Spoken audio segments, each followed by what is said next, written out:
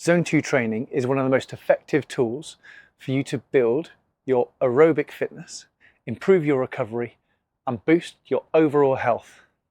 But most people think you can only do it through running and cycling. Well, today I'm going to show you how you can do it with one kettlebell. So what even is Zone 2? Well, it's where you're going to be working at a moderate intensity, where you're going to be able to move comfortably and probably still be able to maintain a full conversation the whole time while you're doing it. Heart rate wise, you're going to be around about 60 to 70% of your maximum heart rate, and your perceived effort will probably be something like a 4 out of 10, where 10 out of 10 is your max effort. It should feel easy, but the benefits of doing this sort of training are enormous. From building your endurance, think of this as building your engine, whereas your high intensity training is about building the turbo up. It will help your body in terms of using fat as a source of energy, and also it's pretty easy to recover from, so you will be able to do more of it. And most importantly, we're not spiking that heart rate right up. So traditionally, Zone 2 training is done through running and cycling in particular. So how can we make the kettlebell be the tool that we use for this? Well, the trick is going to be using smooth movements that aren't going to spike your heart rate too high and remaining in control the whole time. We're not looking for anything to be too isometric or nothing too explosive. We're looking to be using continuous rhythmic patterns that you're going to be able to sustain for a long period of time to keep your heart rate simmering at that lovely level. So for the demonstration of how we can do this, we're going to use a 4-minute block where each exercise is going to be for 40 seconds. The first movement is going to be a dead stop swing. So you're going to park the kettlebell, grip it, tip it, and then rip for one hinge, and then you're going to park it again. So as we said earlier, we're going to keep it smooth without spiking heart rate and a nice continuous pattern. So that's the first movement. The second movement, we're going to do an alternating deadlift to row. So smooth, continuous, not doing it with any particular intensity.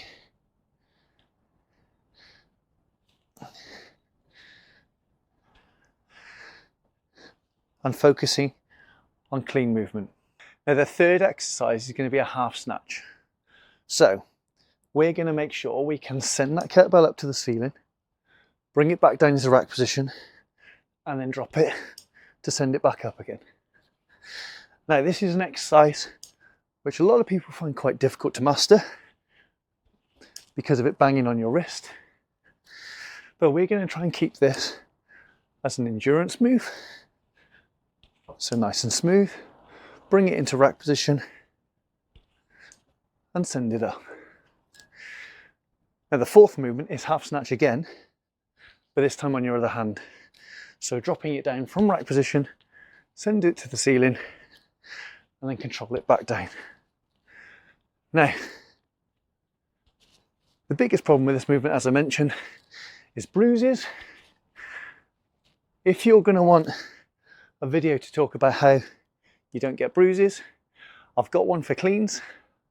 I'm probably going to do one for snatches soon. The fifth exercise is a halo walk. So you're going to take the kettlebell upside down, and a halo is where we're getting it to go around the back of your head, nice and steady. Now the walk part is actually we're just going to walk forwards and backwards as we're doing this movement.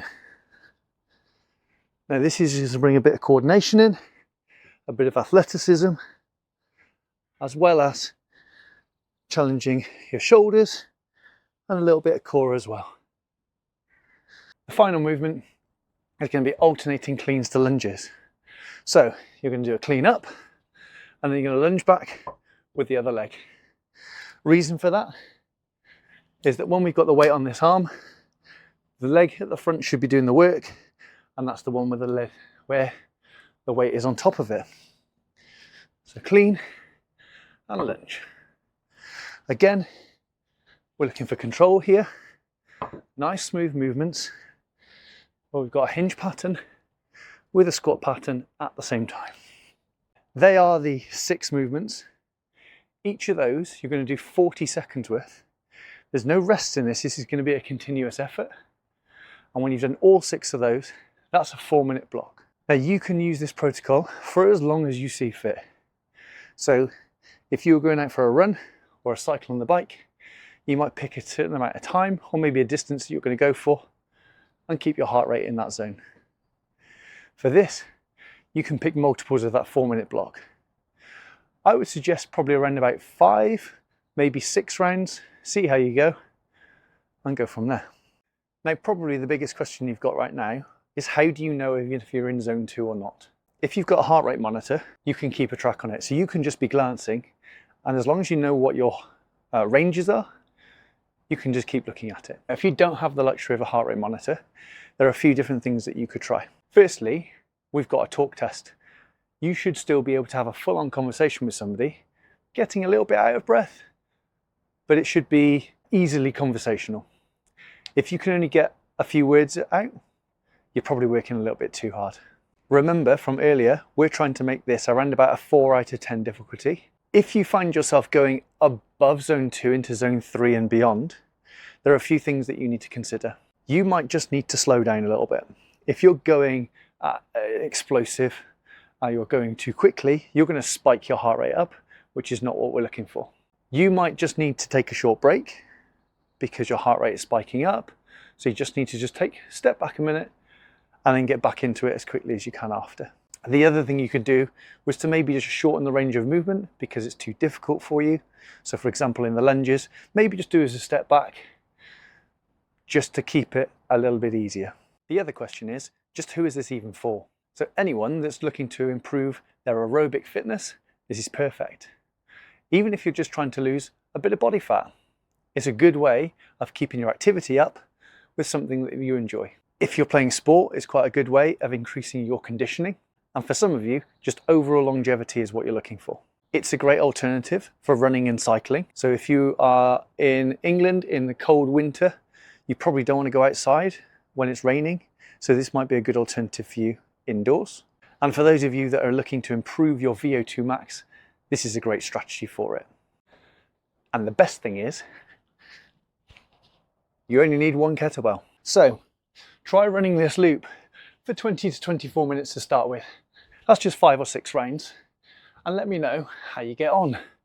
In the comments, drop what weight that you're going to use for your zone 2 kettlebell training. And if you'd like a follow on, maybe a video to follow along to, let me know. And otherwise, for more science-based kettlebell training, give me a follow and I'll see you next time.